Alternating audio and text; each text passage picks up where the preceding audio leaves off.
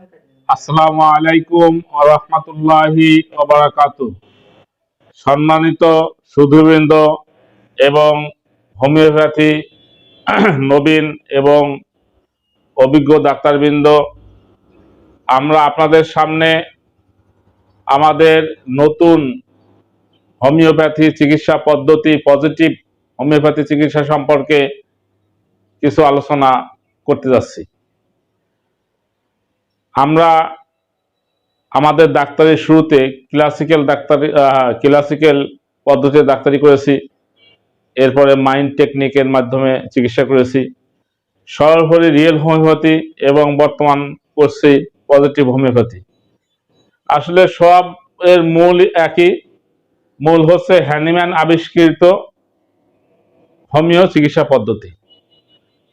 কারণ হ্যানিম্যান যদি এই হোমিওপ্যাথি আবিষ্কার না করতেন তাহলে আমরা এত পদ্ধতির হোমিওপ্যাথি পাইতাম না। তবে এত পদ্ধতি অনেকেই পছন্দ করেন না, কিন্তু আমি করি। কেননা যে হ্যানিম্যান তার জীবদ্দশায় ব্যাপক গবেষণার সুযোগ পাননি, আবিষ্কার করতে ওনার দীর্ঘ সময় লেগে গেছে। আর দীর্ঘ সময় উনি প্রতিকূল পরিবেশের কারণে এই কাজটি সঠিকভাবে করতে পারেননি, বিধায় গবেষণা কিছু বাকি থেকে গেছে, যেগুলো তার সুযোগ্য উত্তরসূরি যারা আছেন, doctor Kent, doctor AC Allen, doctor Boericke, অনেক ডাক্তারে আমরা নাম বলতে পারবো, যারা পরবর্তীতে তার এই আবিষ্কৃত বিষয়গুলি অনেক সুউচ্চ আসনে নিয়ে গিয়েছেন। সরস্বতী শেষ পর্যায়ে এসে আমাদের শ্রদ্ধেয় ডাক্তার শ্যামল কুমার দাস, ইনি যে পদ্ধতি রিয়েল হোমিওপ্যাথি আবিষ্কার করেছেন, এটা একটা যুগান্তকারী আবিষ্কার। উনিও সুদীর্ঘ জীবন গবেষণা করে মেধা খাটিয়ে অনেক চড়াই উতরাই পার করে এই রিয়েল হোমিওপ্যাথি আবিষ্কার করেছেন। তো এই রিয়েল হোমিওপ্যাথির একটা পার্ট হচ্ছে পজিটিভ হোমিওপ্যাথি। তো পজিটিভ হোমিওপ্যাথির বিষয়গুলো আমরা পরে ধাপে ধাপে আলোচনা করব। প্রথম তো আমরা রিয়েল হোমিওপ্যাথি বিষয়ে আপনাদের সামনে তুলে ধরবো।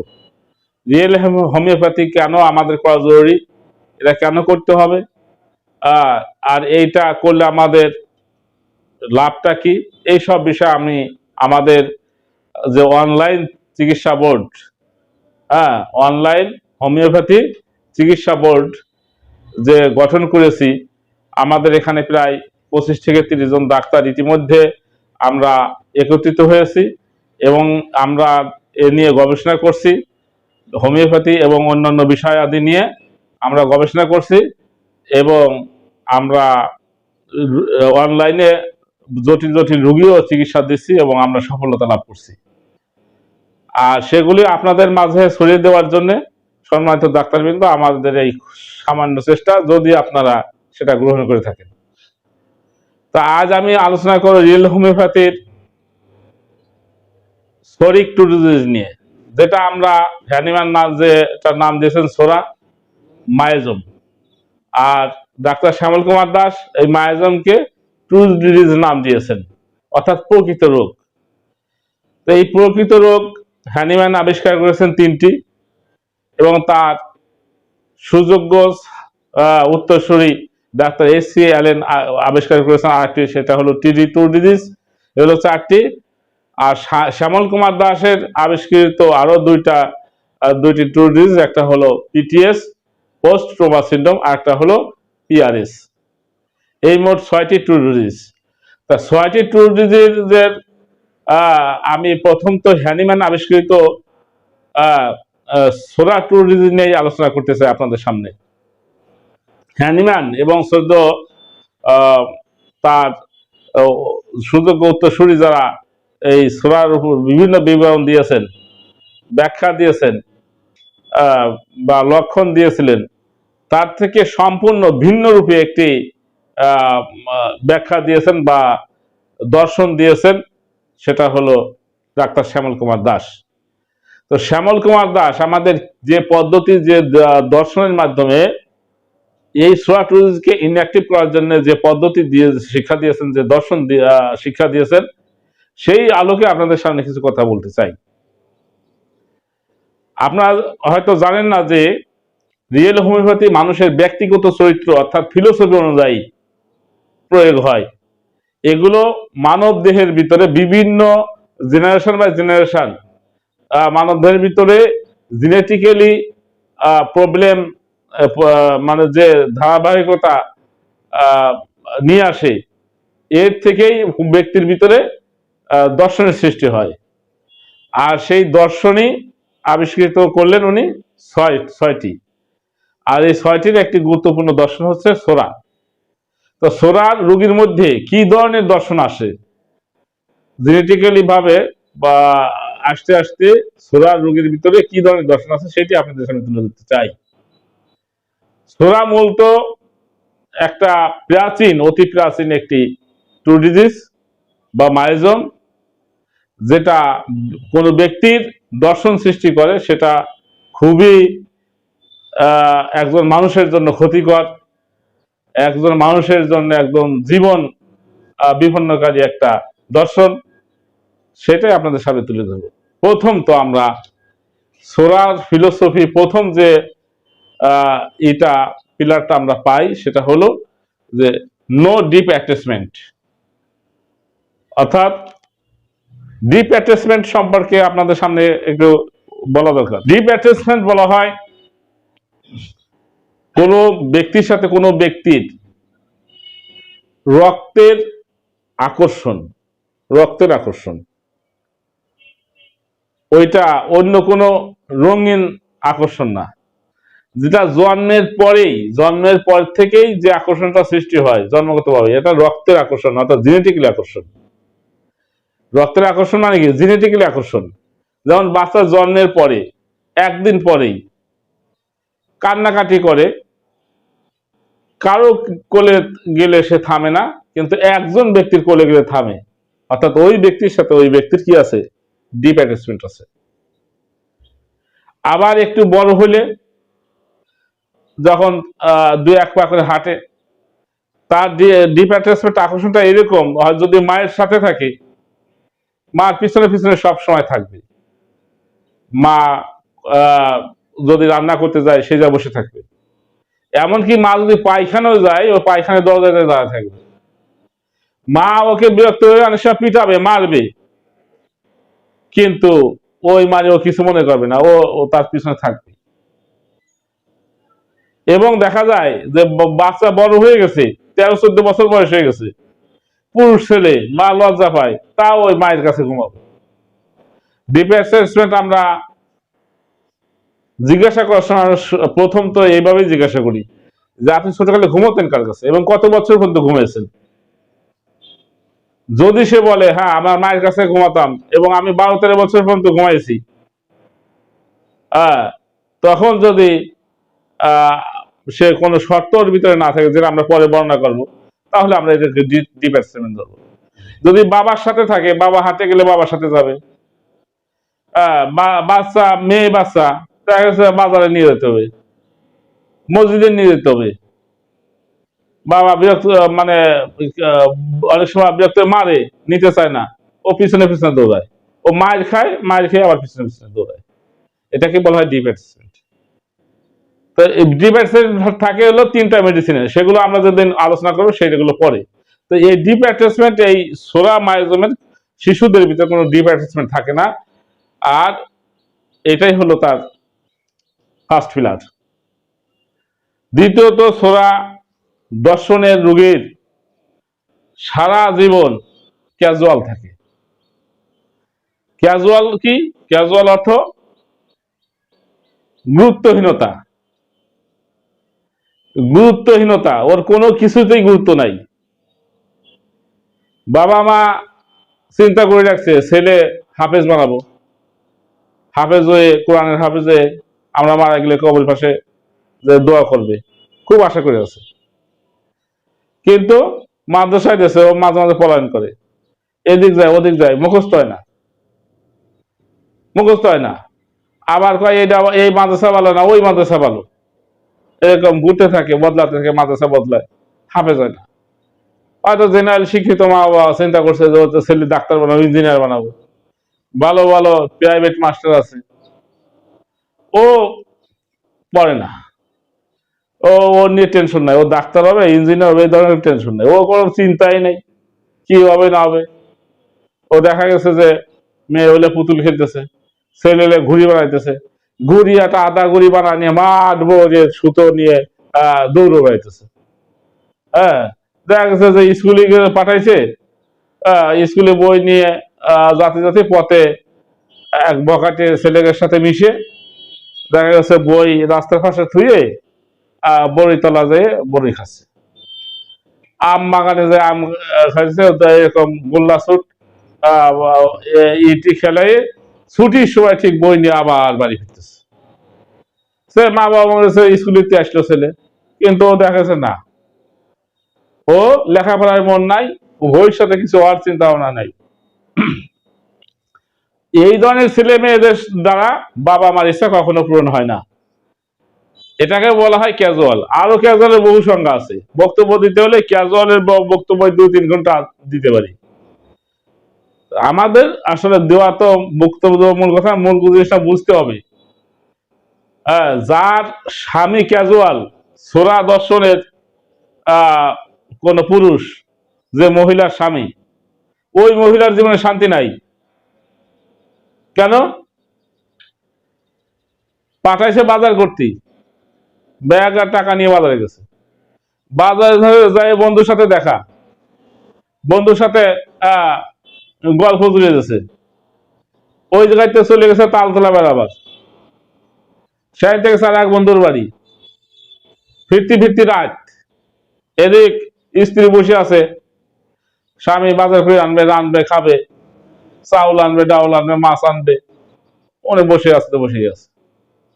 আরে সন্ধ্যের সময় মনে করছে আরে আমি তো ব্যাগ নিয়ে আসছিলাম, বাড়ি গেলে তো রাগ করবে না, এই তাড়াতাড়ি কিছু নিয়ে তো যাই, এই অমুক নিয়ে গেছিল জোর করে, তুই কিছু মনে করিস না, জোর করে নিয়ে গেছিল, টাকা পয়সা খরচ হয়েছে, অল্প কিছু নিয়ে আসি নে, এই রান্ধে যা যা জিকে যা থাকে তাই খাতি হয়, এই উপদেশ দেওয়া শুরু করলো। এই এটা হলো ক্যাজুয়াল। আবার যে পুরুষের মহিলা তার স্ত্রী ক্যাজুয়াল, তো ওই পুরুষের জীবনে শান্তি নেই। এরকম আমাদের যে আমরা দেখছি, এখন তখন তো বুঝতাম না, এখন বুঝি যে কার স্ত্রী ক্যাজুয়াল ছিল আর ওই পুরুষ শান্তি নেই। দেখা গেছে যে কৃষক স্বামী মাঠে গেছে, লাঙ্গল চষতেছে, কড়া রোদের ভিতরে লাঙ্গল চষতেছে, লাঙ্গল ই করতেছে, ভীষণ পরিশ্রম, 10টার ভিতরে ক্ষুধা লেগে যায়, প্রত্যেকের নাস্তা নিয়ে গেছে, নাস্তা খাইতেছে, খাবার দাবার খাইতেছে, ওনার স্ত্রী না রান্না করতে করতে 12টা বাজে ফেলেছে, তার নাস্তা পাকাবে কোন সময়? উনি তো বটে দিক থাকে, আর যখন দেখে যে না আমার নাস্তা আসে না, তো আইলো লাঠি নিয়ে ফিরছে বাড়ি, বাড়ি দিয়ে বসাইতেছে, বসালে কি হবে? ও যা তাই, হয়তো একদিন ঠিক হবে, পরের দিন হয়তো নাস্তা আগে আগে দিল, আবার তারপরের দিন যা তাই। এটা হলো ক্যাজুয়াল। ক্যাজুয়ালের এরকম রুগী এরকম দেখা গেছে যে তার ভাই হয়েছে, অ্যাক্সিডেন্ট করছে, পথে পড়ে আছে, সংবাদ গেছে যে তোর ভাই অ্যাক্সিডেন্ট করে পথে পড়ে আছে, মোটরসাইকেল অ্যাক্সিডেন্ট করছে। ও তো বাইতে খুব গুরুত্ব দিয়ে বেরিয়েছে, হ্যাঁ, দেখা গেছে পকেটে টাকা নাই, হয়তো কোন জায়গা যাবি সে চিন্তা ভাবনা নাই,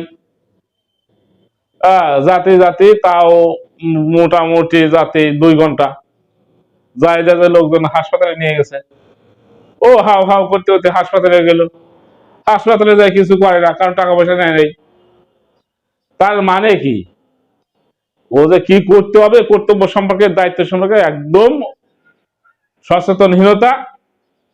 ওই একজন সুরার রোগী যে সংসারে আছে, ওই সংসারটাই আমার বহু দেখা আছে, ওই সংসারটাই শেষ, আর যাতে দেওয়া যায় তাই ওর কাছে ভালো লাগে।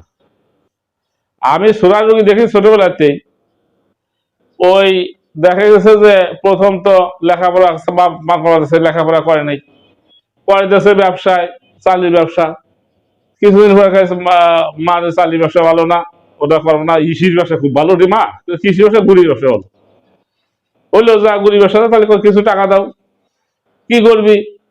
40 বছর যে টাকা টাকি করছে, আরে ও তো খরচ হয়ে গেছে কবে। আবার গাছ গাছালি বেশি করে দিল গুড়ির ব্যবসা নামতে। এখন হুট করে একদিন কান্দি কাটে এসে বললো, আরে মা কি গুড়ি গুলো ভাঙিয়ে সারা গেছে, ও গুড়ির ব্যবসা করবো না। তাহলে কৃষির ব্যবসা করবি?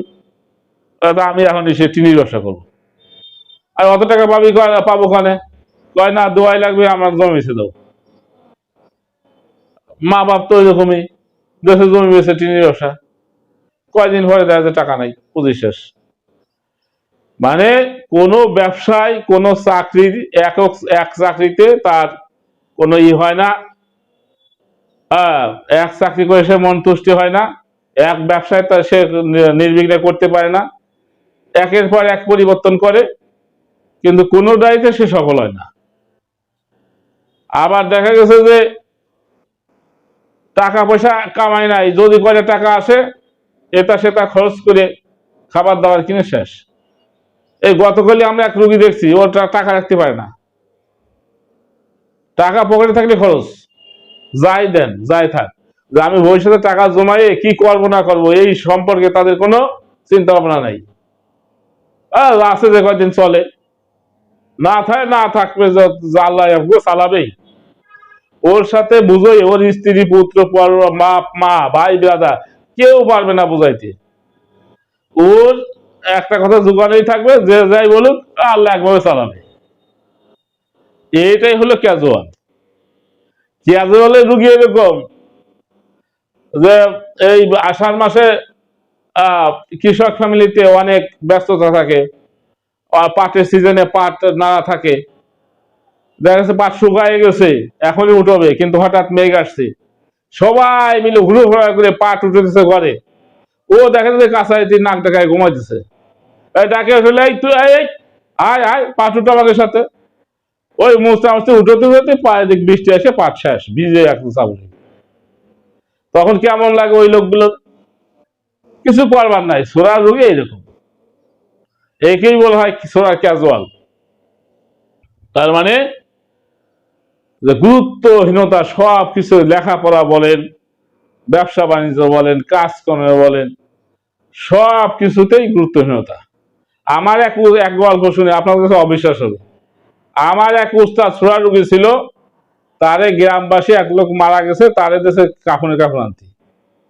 তো বাজার একটু দূরে, বাজারে গেছে কাফনের কাপড় কিনবার, সেই জায়গাতে শ্বশুর বাড়ির লোকের সাথে দেখা, গল্প গল্পে ভুলে গেছে, লোক চলে গেছে শ্বশুর বাড়ি। ফিরে আসতে আসতে 3 দিন, ফিরে আসার সময় বাড়ির কাছে এসে মনে করছে, আরে আমি তো কাফনের কাপড় আনতে গেছিলাম। এই বাড়ি এসে সবার হাতে পায়ে ধরা মাপসা। এই হলো সুরার ক্যাজুয়াল। আরো অনেক বক্তব্য দেওয়া যাবে, হয়তো আপনারা বুঝবেন ইনশাল্লাহ। এরপরে তার সমস্ত কার্যক্রম ক্যাওটিক। ক্যাওটিক একটা আলাদা ব্যাখ্যা, ক্যাজুয়ালের কাছাকাছি কিন্তু ক্যাজুয়াল না। ক্যাওটিকটা কি?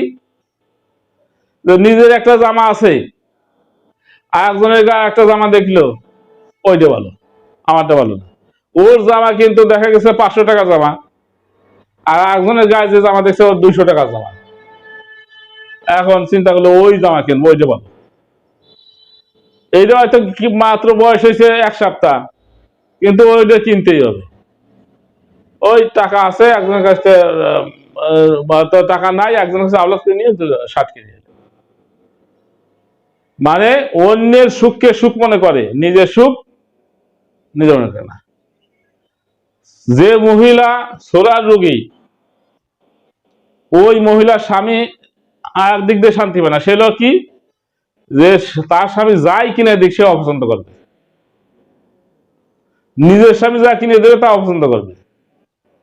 কবে যে অমকের বাপ কি সুন্দর শাড়ি কিনে দিয়েছে, কিন্তু সেটা দেখা যাচ্ছে 700 টাকার শাড়ি, আর উনি কিনে আছে 2000 টাকার শাড়ি মন স্ত্রীর মন জোগাড়ের জন্য, কিন্তু স্ত্রীর মন হয় না, তুষ্ট হয় না। কয় অমকের বাপ এত সুন্দর শাড়ি কিনেছে, আর তোমার সহি সারা জীবন একটা ভালো শাড়ি জুটলো না। তুমি, তোমার চোখটা আল্লাহ কি দিয়ে সৃষ্টি করছে, তুমি একটা ভালো শাড়ি আমার সারা জীবন একটা কিনে দিও, পছন্দ মতো একটা শাড়ি কিনে দিতে পারলে না। তো একবার হলো কইছে যে তুমি অমুকের বাপের কাছে সাথে করে যায় শাড়ি কিনবা, হয়তো তার নুনদের ননদের স্বামী অর্থাৎ আমাদের গ্রাম্য ভাষায় বলে নুন দিয়ে, তো তার সাথে করে শাড়ি কিনবা। তো উনি তো আটে গেছে, তারে খুঁজিছে পায় নাই, নিজেই কিনে যে মিথ্যা কথা কইছে যে তোমার ও আমাকে আব্বার সাথে নিয়ে শাড়ি কিনছি, দেখো তো কেমন হয়েছে। এইবার শাড়িটা খুব ভালো হয়েছে, সারা জীবন যা কিনছো ও কিছু পছন্দ হয় নাই।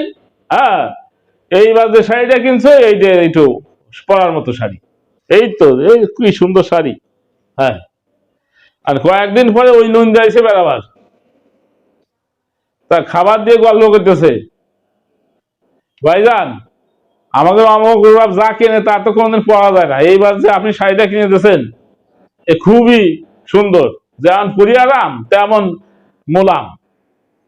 কয়ে কো আমি তো কোনদিন শাড়ি কিনে দেই নাই। ওই জন্যে ওরে গোলামের সাল গোলাম মিথ্যে কথা কইছে, এই জন্য কয়েকদিন আগে বুক সারতেছে।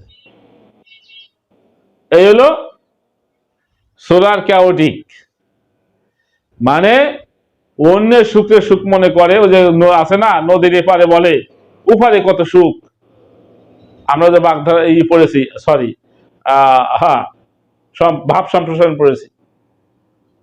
তো এই নদীর এপার বলে উপারে কত সুখ, এইটা পুরাপুরি এই সূরা দর্শনের রোগের মধ্যে পাওয়া যাবে। শিশুর একটা খেলনা আছে, খেলনা অনেক দামি, একটা সাইকেল আছে, অথচ আর একজনের গরিবের একটা ছেলে চাকা চালাইতেছে, কয় যে আমার ওই চাকা কিনে দিতে হবে, দিতে তো হবেই, নাহলে কান্নাকাটি করা করি, কয় ওইটা ভালো। এই জন্য সূরা শিশুরা, আমরা সামনে সেদিকে যাব, যে বিভিন্ন কোলে যায়, কান্নাকাটি যখন করে এক কোলে শান্তি পায় না, বিভিন্ন কোলে বারবার কোল বদলায় ও থামে, এক কোলে শান্তি পায় না। ও এক কোলে থাকাকালীন মনে করে ওই কোলে মানে কত সুখ, বারে বারে যেই আত্মাতে তার কোলে যায়, বারে বারে কোল বদলায়। এটা হলো সোলার ক্যাওটিক, কোনো কিছুতেই সন্তুষ্ট না।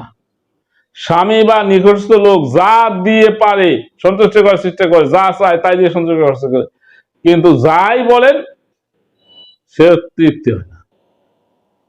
গ্রামের এক লোক খাওয়া দাওয়া নিয়ে খালি গন্ডগোল বাঁধে, সন্তুষ্ট হয় না।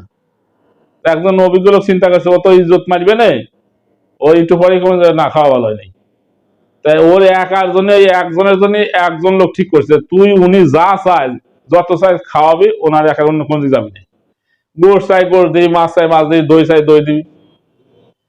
তা ওই লোকের একজন দিয়ে একজনরে খাওয়াইছে, কোনোটাতে কমতি হয় নাই। শেষ পর্যন্ত খাওয়া শেষে শুনছে, ভাইজান কেমন খালেন? কয় যে হ্যাঁ খাওয়া তো ভালো হয়েছে, কিন্তু এত ভালো ভালো না, এত ভালো ভালো না। এই হলো সোলার ক্যাওটিক, অর্থাৎ খেলনা থাকতে আরো খেলনা কেনে, জামা থাকতে আবার জামা কেনে। বউ একটা আছে ভালো সুন্দরী, দেখা গেছে এক কালা কুন্টে বিয়ে একটা বিয়ে করে কয়েকদিন পরে চলে আসে, বউ বাড়ি আছে, তারই খাবার দেওয়ার পারে না, কারণ ইনকামে জোট নাই, আর একটা বিয়ে করে নিয়ে চলে আসে। বড় বউ আসে যে তুমি তো আমারই খাবার দেবে না, ওরে নিয়ে আসে কি করবার, আল্লাহ চালাবে না একভাবে, তুই কিছু মনে করিস না, ও রাখ, ও ভালো। এলো সোলার ক্যাওটিক। হ্যাঁ, দেখা গেছে তার একজন সোলার যদি মহিলা হয়, ভালো স্বামী ধুয়ে ওই একজন আইলো কাবু কাহিল গরিব একজনের সাথে পরকিয়া করে বাস কয়েকদিন পরে ভাগিছে, ছেলে মেয়ে থেকে ভাগিছে। পুরুষ মহিলা সবার ভিতরে ক্যাওটিক আছে, আর সোলার ফিলোসফির লোক আছে। তো এইগুলো যদি তার প্রথম জীবনে কোনো রিয়েল হোমিওপ্যাথি ডাক্তারের আওতায় পড়ে, তাহলে এই চরিত্রগুলো কিছুটা সংশোধন হয়, তার সম্পূর্ণ সংশোধন হয় না। আর এদের দ্বারাই বাবা মা আত্মীয় স্বজনের কোন আশা পূরণ হবে না, ছেলে হাফেজও হবে না, ইঞ্জিনিয়ার হবে না, ডাক্তারও হবে না, যদিও হয় তো খুব খুব সাধনার পরে, এবং সেটাও শেষ পর্যন্ত ওইখানে গিয়েও এলোমেলো চলে, এলোমেলো করে। ও ডাক্তারি ঠিক মতো করে না। সেদিন দেখলাম এক ডাক্তার কি লিখেছে, সেই অবস্থা। এরপরে আমরা আসি সূরা শিশু কেমন। সূরা শিশুরা যেদিন জন্মগ্রহণ করে তারপর দিন থেকেই বা সেই দিন রাত্রেই ভীষণ কান্না করে। আর বললাম কান্না করলে তো থামে না, ওই কোলে নিয়ে ঘুরে বেড়াইতে হয়, একজনের কোলে আরেকজনের কোলে দিতে হয়, একজনের কোলে আরেকজন দিতে হয়, সবাই মিলে এক শিশুর থামাতে 5-6 জন লাগে রাত বলে ওই ঘুরে বেড়াইতেছে, আবার দিনে সুন্দর ঘুমায়। তাহলে শিশুদের ইতিহাস নিয়ে আমরা অনেক সময় সঠিক ওষুধ নির্বাচন করি, কেননা তার বেসিক ক্যারেক্টার দিয়ে যখন ওষুধ নির্বাচন সঠিকভাবে করা সম্ভব হয় না, ধর্মীয় প্রভাব, সামাজিক প্রভাব, পারিবারিক প্রভাব ইত্যাদি প্রভাবে মানুষের চরিত্র অনেক সময় কিছু চেঞ্জ হয়ে যায়। চাপে পড়ে একটু ভালো হয়, অনেক সময় ছোড়ার দিকেও চাপে পড়িয়ে, বোর চাপে পড়িয়ে হোক, বাবা মার চাপে পড়ে একটু ভালোর দিকে আসে, তখন ডাক্তাররা চিন্তায় পড়ে যায় কি ব্যাপার, এটা ছোড়া মনে হয় কিন্তু আসলে ছোড়া এত তো না, অ্যাক্টিভ না। তাহলে অ্যাক্টিভ হলো কেমনে? তখন আমাদের অতীত ইতিহাস নিতে হয়, যে সে জন্মের পরে কেমন কান্না করছিল, যেদিন জন্মিল সেদিন রাত্রে কেমন কান্না করছিল, এবং তারপরে 1-2 মাস পর্যন্ত কেমন কান্না করতো, খিজি করতে কেমন। যদি দেখা যায় এরকম খিজি করতো যে দিন ভরে ঘুমাতো, রাত ভরে কান্না করতো এবং কোলে নিয়ে ঘুরে বেড়াইতে হইতো, তাহলে বোঝা গেল যে ওটা শোয়ার শিশু। কোলে নিয়ে ঘুরায় নেবার আরো আছে, টিডির শিশুও আছে, তো ওর পার্থক্য বিচার আমাদের করতে হবে। আমরা সেগুলো সামনে আলোচনা করব। এবং সোরার বেসিক ক্যারেক্টার লোকজন বিয়ে হিসাবে হয় ভবগৃহ হয়, লক্ষ্যহীন হয়, দায়িত্বহীন হয়। ওরা একে কোনোদিন কোনো কিছু হিসাব করে না,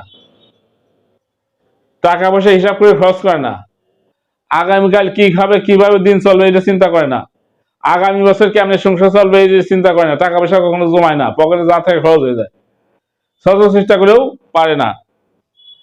সোরার লেখাপড়ার ছাত্ররা, সোরার স্টুডেন্টরা, ওরা বছর ধরে পড়ে না, খালি ঘুরে বেড়ায় আর ভাবে যে এই পর্ব করতে করতে পরীক্ষা চলে আসে।